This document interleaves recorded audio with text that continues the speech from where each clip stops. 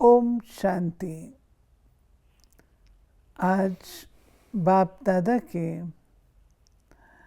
21 अक्टूबर 1987 के चले हुए अव्यक्त रूप के महावाक्यों पर मनन और चिंतन करेंगे। आज की मुरली में दीपराज बाबा अपनी दीप रानियों के साथ दीपावली मना रहे हैं। आइए सुनते हैं। सबकी ज्योति जगाने वाले, उड़ती कला की बाजी सिखाने वाले अलौकिक जादूगर शिव बाबा बोले,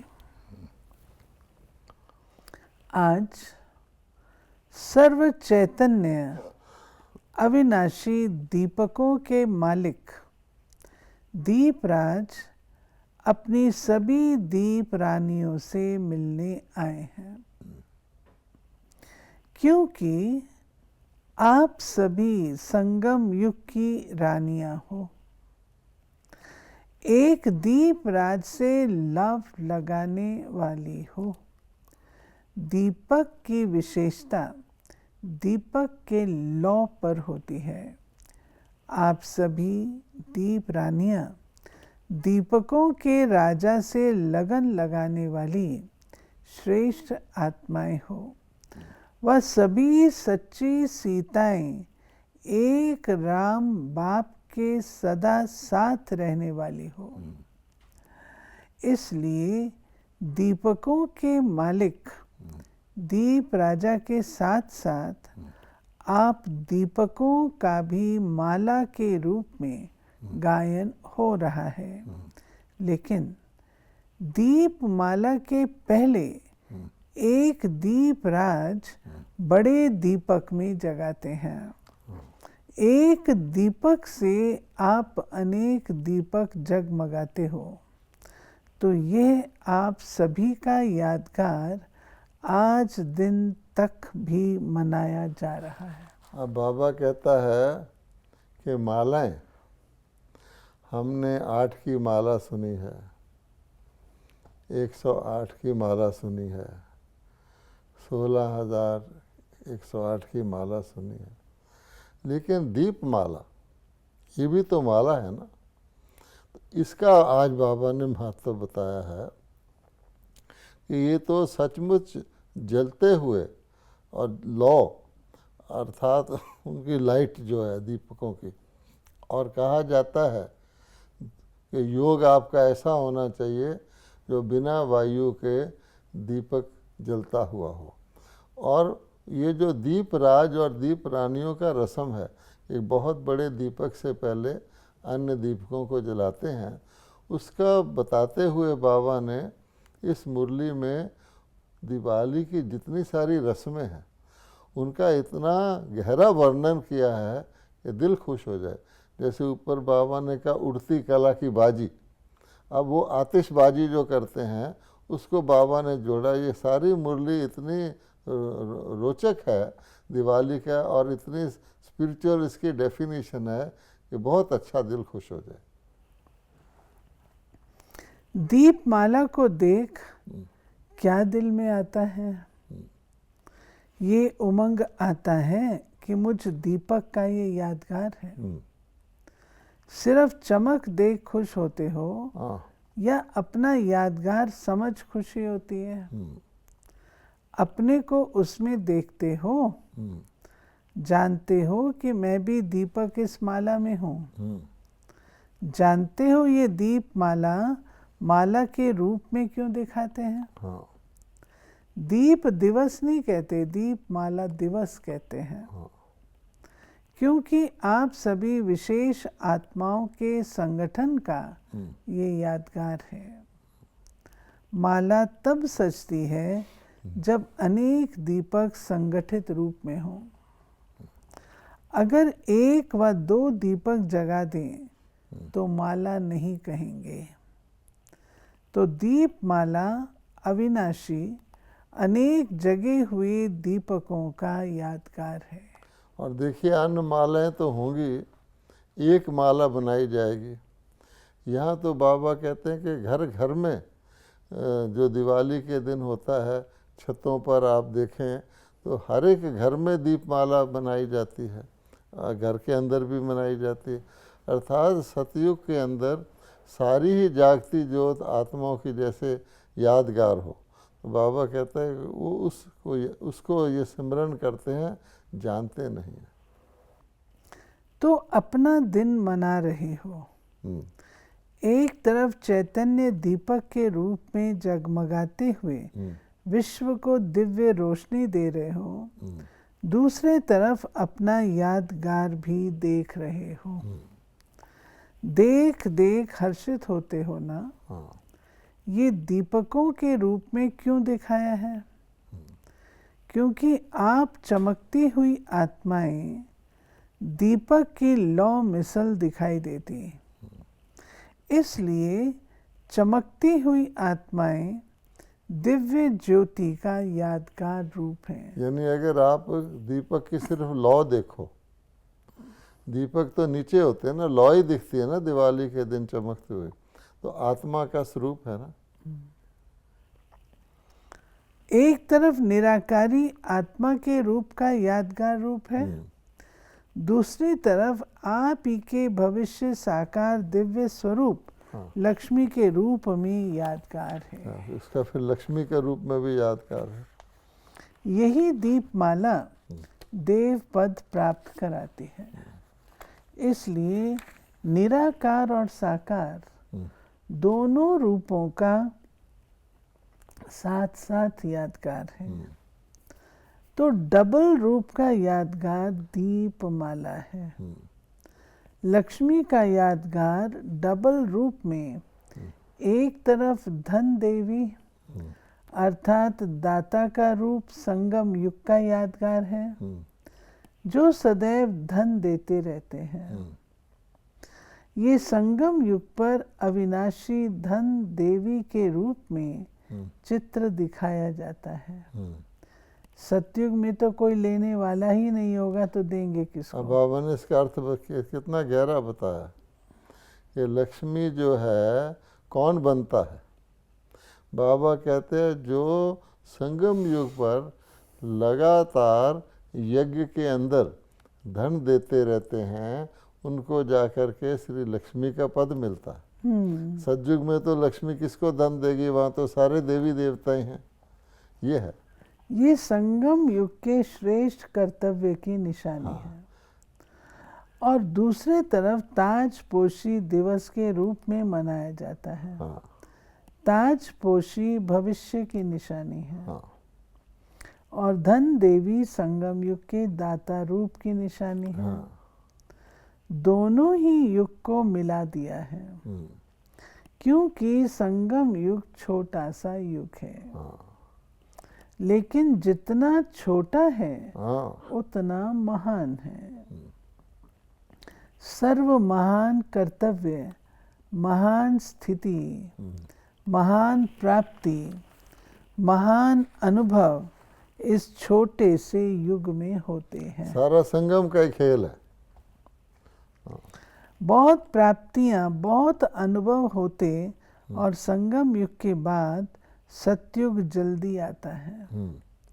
इसलिए संगम युग और सतयुग के चित्र और चरित्र मिला दिए हैं। कारण भी बाबा ने बताया, ये फौरन उसके बाद संगम के सतयुग आ जाता है।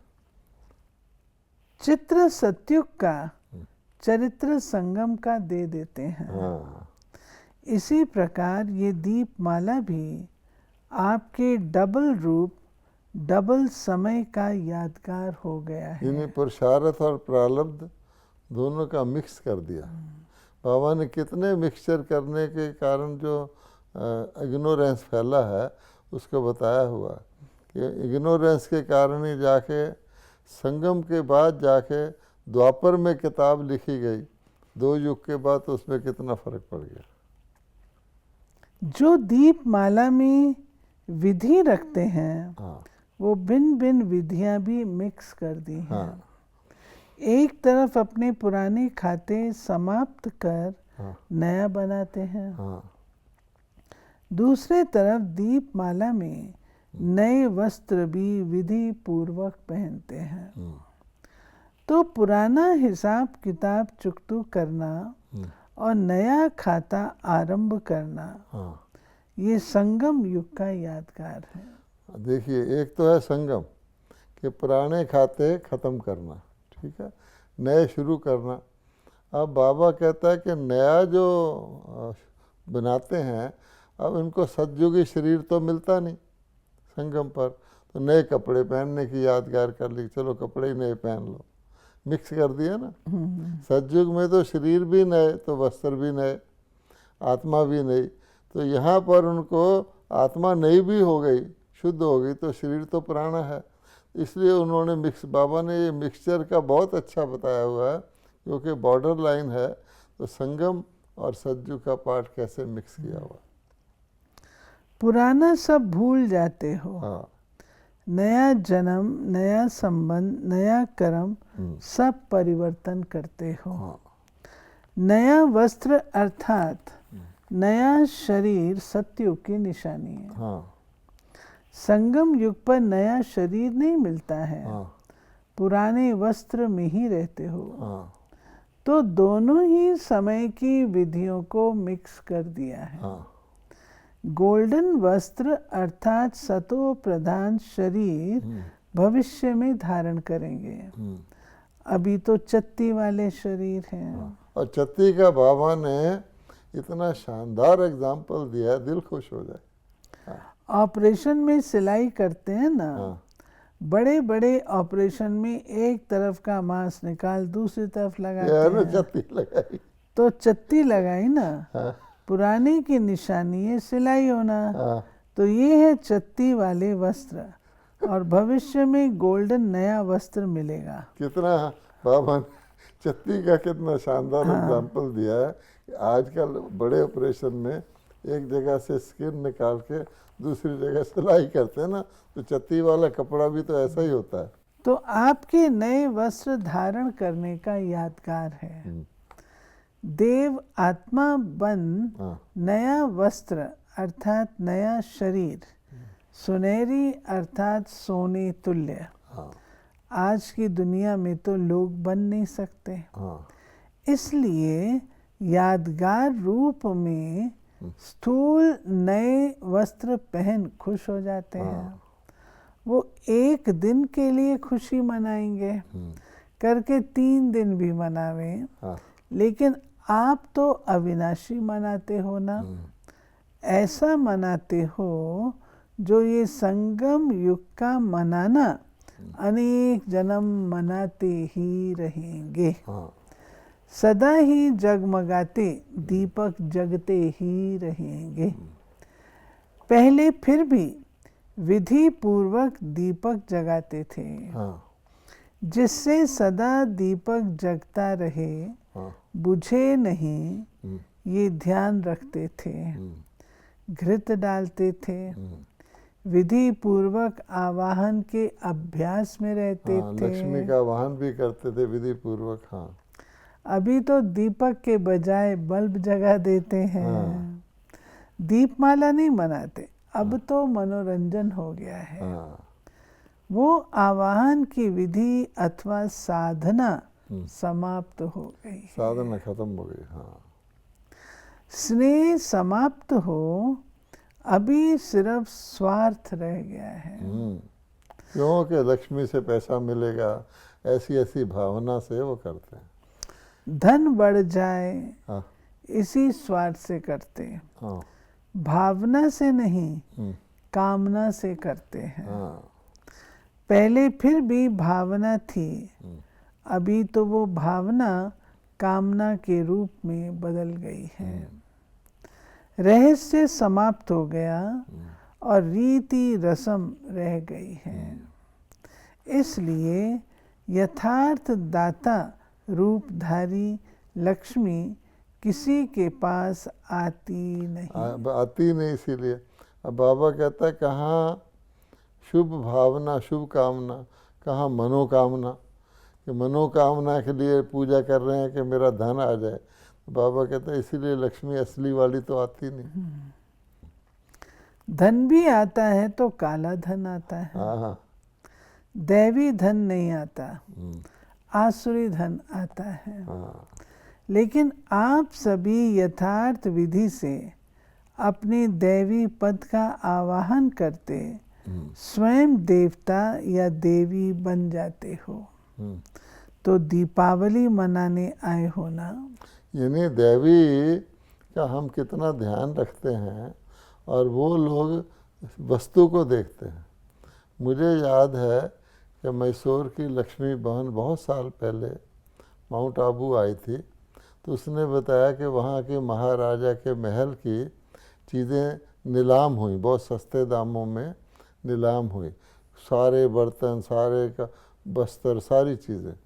तो ऐसे दादी जी ने इनोसेंटली पूछा कि तुमने वहाँ से कुछ बर्तन क्यों नहीं ले लिए? तो दादी लक्ष्मी कहती है, दादी उन लोगों के बर्तन हम कैसे यूज़ कर सकते हैं, चाहे बिल्कुल सस्ते भी मिल रहे हों। तो शुद्धता का हम ध्यान रखते हैं ना, ऐसे थोड़ी कि सस्ता बर्तन मिल गया तो कहीं से ले आए। तो ये जो शुद्धि है, धन भी आए, शुद्ध आए। बाबा कहते हैं काले धन से आप 36 प्रकार के व्यंजन खा लो और शुद्ध धन से दाल चावल खा लो, आपको सात्विकता उसमें, संतुष्टि उसमें महसूस होगी। इसलिए हम यज्ञ में अपनी मर्यादाओं का ध्यान रखते हैं। बॉम्बे को चांस मिला है। हाँ।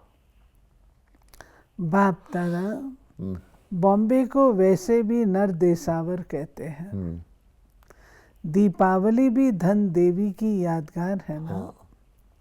मनाना किसको कहा जाता? यानी बॉम्बे को फाइनेंशियल कैपिटल ऑफ इंडिया वैसे भी कहते हैं। हाँ। क्या करेंगे? हाँ।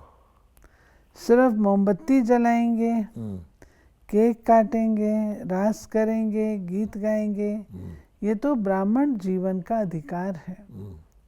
सदा नाचना गाना, सदा ज्योति से ज्योत जगाना, लेकिन संगम युग का मनाना अर्थात बाप समान बनना।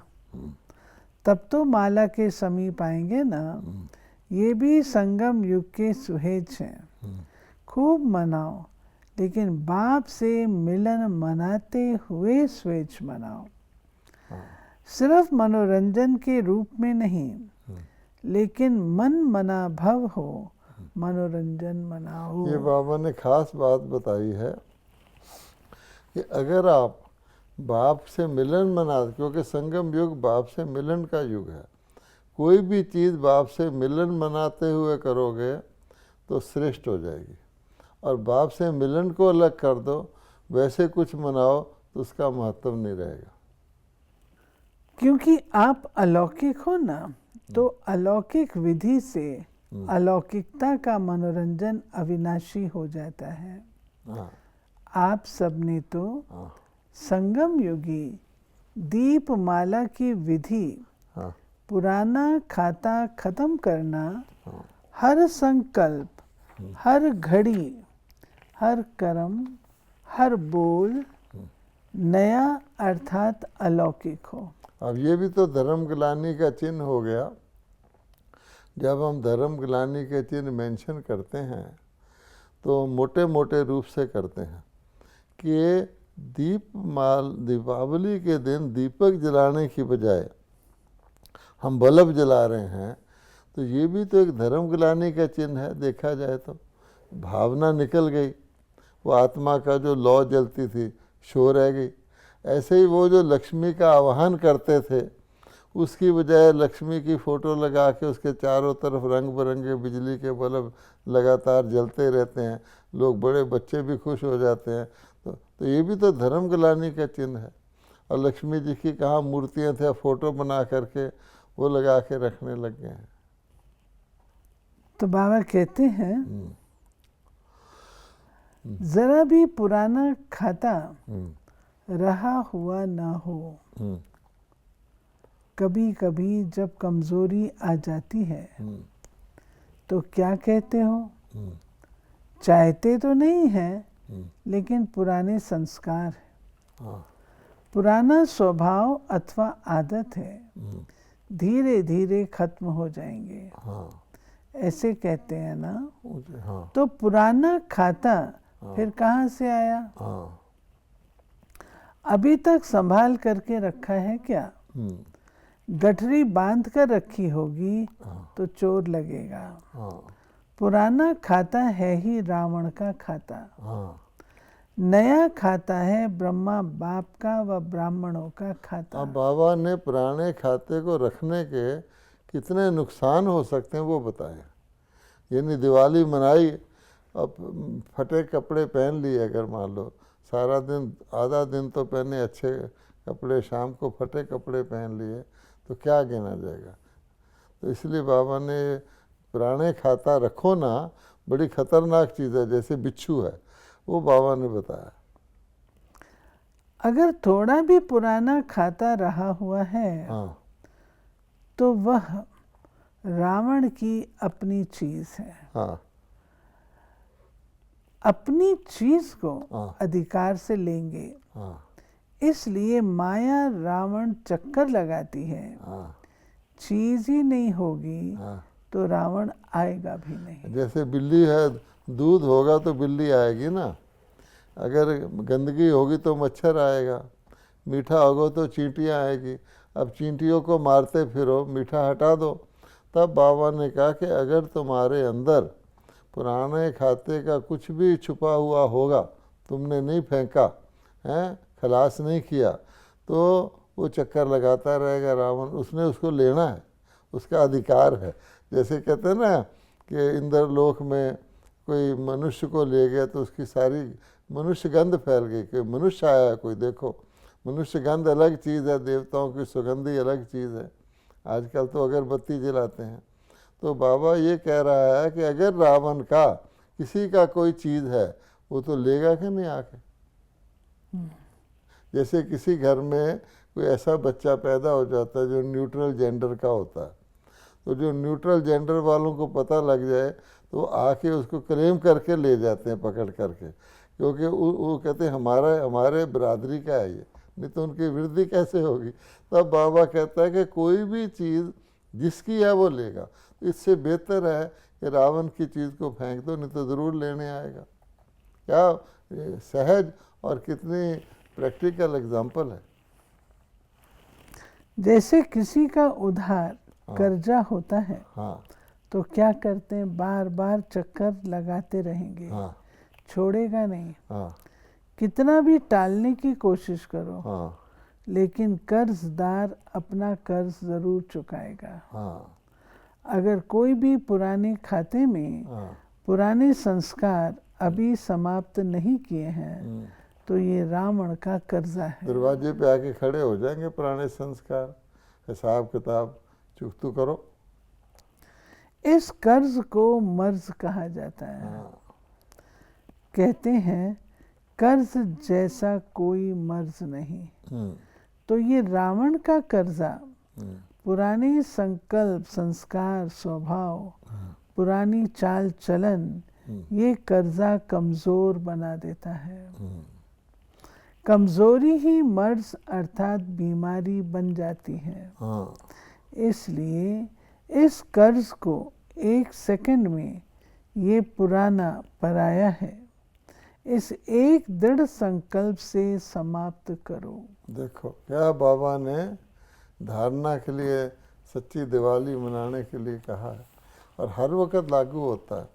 आजकल जो बाबा कहता है न्यारे बनो, त्याग करो, तो साथ एंड में यही कहता है कि चलो देह के संबंध हो गए, वस्तुओं का आकर्षण हो गया, लेकिन पुराने स्वभाव संस्कार वो सतयुग में तो जाने ही नहीं, परम धाम में भी नहीं जाने।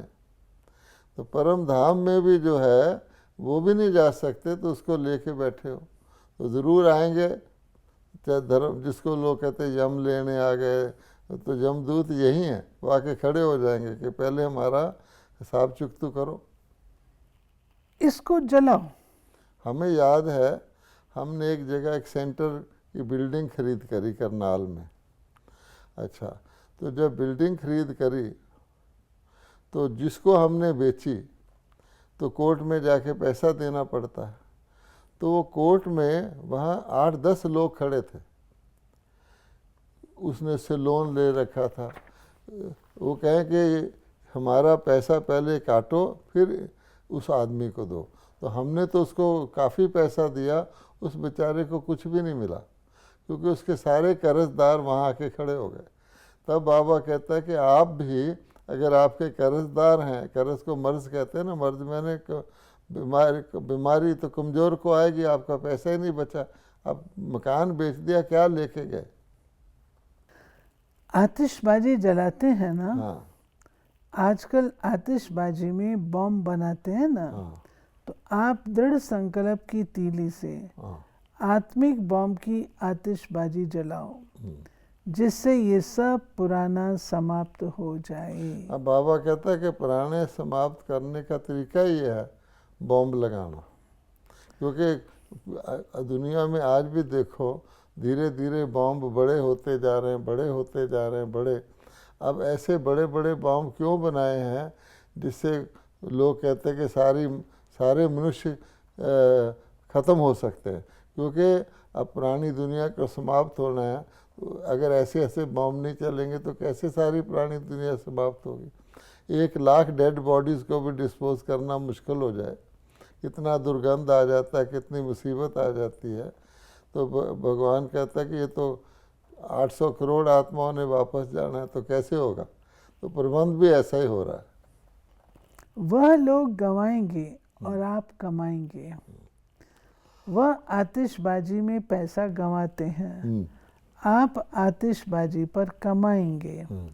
कमाई करने की बाजी आती है ना, वो आतिशबाजी है और आपकी उड़ती कला की बाजी है। अब देखिए जो बाजी शब्द है, बाजी को में क्या होता है कि थोड़ा सा खर्च करने से बहुत प्राप्ति हो जाती है। जैसे लॉटरी लगाते हैं लोग, जुआ कहते हैं उसको। तो भगवान कहता है कि सचमुच आप लोगों ने जुआ खेला है कि परमात्मा को सुदामा ने चावल दिए और महल ले लिया। तो ये भी तो बाजी लगाना ना, पहचान करके कहाँ प्रॉफिट है। तो हम लोगों ने, बाबा कहता है, तुमने ज़रा सा देखे इतनी प्राप्ति की, पुराने को बम्ब लगाया और उड़ती कला प्राप्त कर ली, देव पद प्राप्त कर ली, तो उन्होंने दिवाली पर जुआ खेलना शुरू कर दिया। कितना फर्क हो गया। तो बाबा कहते हैं इसमें आप विजयी हो रहे हो, तो डबल फायदा लो, जलाओ भी कमाओ भी, ये विधि अपनाओ। समझा? विधि से सिद्धि मिलती है ना, एक ये विधि है। दूसरी विधि दीपमाला में कोने कोने में सफाई करते हैं, चारों कोनों में सफाई करते हैं, 2 व 3 कोने में नहीं करते, क्योंकि स्वच्छता महानता है। तो देव पद का आवाहन करने के लिए 4 कोने की स्वच्छता क्या है? वो स्थूल 4 कोनों की सफाई करते। आपकी स्वच्छता कौन सी है? पवित्रता। चारों प्रकार की स्वच्छता हो। उस दिन सुनाया था ना, इसी विधि से दैवी पद की प्राप्ति करते हो। अगर एक भी प्रकार की स्वच्छता नहीं है तो श्रेष्ठ दैवी पद की प्राप्ति भी नहीं होती है। अर्थात जो ऊंच से ऊंच बनने की इच्छा रखते हो, जो बाबा ने कहा था पिछली मुरली में, पवित्रता फाउंडेशन है, तो बाबा ने क्या कहा था? मन, वाणी, कर्म। और कर्म में बाबा ने संबंध संपर्क जोड़ दिया था, और स्वप्न, सब संकल्प, स्वप्न, ख्वाबो ख्याल, इन चारों के अंदर सफाई होगी तब देव पद मिलेगा। मंदिर में भी आप जाएंगे लोग तो सफाई करते हैं, और बाबा कहते हैं घर में भी दिवाली के दिन सफाई करते हैं, पेंटिंग पोछा लगवाते हैं, वाइट वॉशिंग करवाते हैं। तो ये सफाई है। बर्तन नए खरीदते हैं। अब बर्तन नए खरीद लो आप और खाना बासी खाओ तो क्या होगा? इसलिए भगवान कहता है कि वो उन्होंने रस्म रिवाज कर दिया। हमेशा कहा जाता है कि सात्विक भोजन खाओ, तामसिक भोजन नहीं खाओ, तो ब्रह्मा भोजन खाओ। ये सारी बातों को उन्होंने, इसी को धर्म ग्लानि कहते, चेंज करके एक दिन कपड़े पहन लिए, एक दिन बर्तन खरीद लाए, थोड़ी मकान की सफाई कर ली, पोछी लगा ली, हो गई दिवाली। तो बाबा कहते हैं अगर एक भी प्रकार की स्वच्छता नहीं है हाँ तो श्रेष्ठ दैवी पद की प्राप्ति भी नहीं होती। हाँ अर्थात जो ऊंच से ऊंच बनने की इच्छा रखते हो वो पूर्ण नहीं हो सकती। तो चारों ही प्रकार की स्वच्छता, ये है दूसरी विधि। इस विधि को अपनाया है, सुनाया ना, मनाना अर्थात बाप समान बनना। ब्रह्मा बाप को देखा, पुराना खाता खत्म किया ना। चारों प्रकार की स्वच्छता हर कर्म में देखी ना। ब्रह्मा बाबा ने किया ना। एक बारी बाबा ने लौकिकता को छोड़ दिया, उसके बाद बाबा ने लौकिकता को टच नहीं किया। मुझे अच्छी तरह याद है कि ब्रह्मा बाबा का एक शरीर का ऑपरेशन होना था बॉम्बे के हॉस्पिटल में, तो मैं भी वहाँ गया हुआ था। तो बाबा के पुराने पुराने लौकिक रिश्तेदार दूर दूर के वो आते थे मिलने, वो समझते थे दादा लेखराज है। तो जब वो मिलने आते थे, बाबा ना उनका नाम लेता था ना उसके संबंध को, हर एक को ज्ञान सुनाता था। आते ही उनको बस जो हम लोगों को बाबा ज्ञान सुनाते हैं वही ज्ञान सुनाता था। तो टोटल पुराना तो संबंध रखा ही नहीं ना।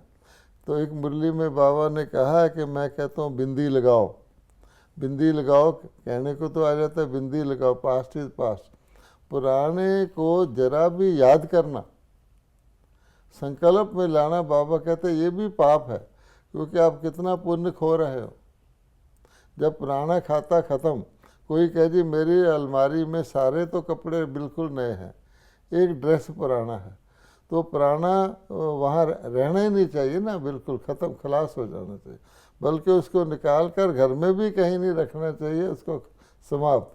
तब बाबा कहता है कि इतना ध्यान रखना सफाई का, शब्द पुराना ही मिट जाए।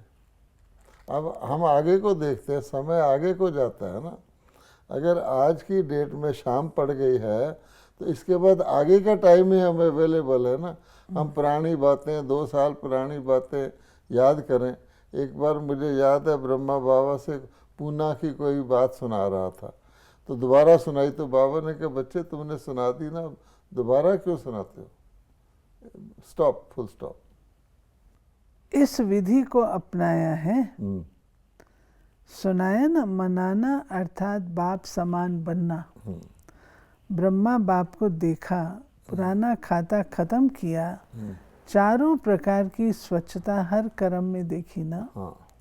ब्रह्मा ने सबूत बन करके दिखाया, इसलिए नंबर 1 सपूत बने और नंबर 1 पद की प्राप्ति की। तो फॉलो फादर है ना। ब्रह्मा बाप ने सेकंड में संकल्प किया, पुराना खाता खत्म। उसके लिए दीपमाला पर ये विधि अपनाई जाती है।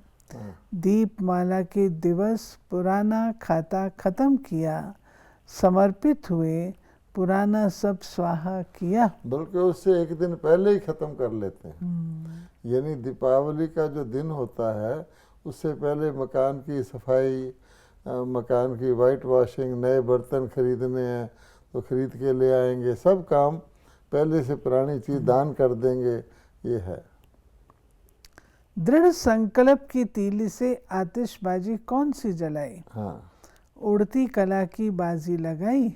अब देखिए खास इसमें नोट करने की बात क्या है, वैसे तो हमने समझ लिया, जो आतिशबाजी तीली लगाते उड़ती है, वो आप देखेंगे वो उड़ती है ना, उसको लगा के रखते हैं तो तीली लगाने से उड़ जाती है। तो बाबा ने उससे लिंक किया, इसलिए ये इस दिन का यादगार चला आ रहा है। तीली लगाओ वो उड़ेगी। इन विधियों को अपनाना अर्थात दिवाली मनाना। तो दिवाली मनाई या मनाने वालों को देखकर खुश हुए। मनाना अर्थात बनना, ब्रह्मा बाप समान बनना, यही दिवाली मनाना हुआ। देखो, एक तरफ बारूद जलाना, दूसरे तरफ दीपक जगाना, हाँ, तीसरे तरफ मनाना, हाँ, मिठाई खाना, हाँ, नए वस्त्र पहनना, हाँ, और चौथे तरफ सफाई करना। हाँ, तो जलाना भी है, मनाना भी है, सफाई भी करना है। हाँ, चारों प्रकार करना है। करना अर्थात कर्म में करना। हाँ। चारों प्रकार की दीपमाला हो गई ना। देखो कितनी अच्छी दीपमाला बाबा ने हमको सिखाई है। अभी मिठाई का भी बताएगा। हाँ, ऐसे नहीं करना आता, हाँ, मनाना आता, लेकिन जलाना नहीं आता, सफाई करना नहीं आता। नहीं, चारों ही बातों में बाप समान बनना है। समझा दीपावली का अर्थ क्या है? दीप रानियां और दीप राजा की ये कहानी है। हाँ, संगम युग पर भी रानी बन गई हो ना। हाँ, बेहद के राजाओं के राजा की रानियां हो। हाँ, सतयुग में तो होंगी देव रानी, हाँ।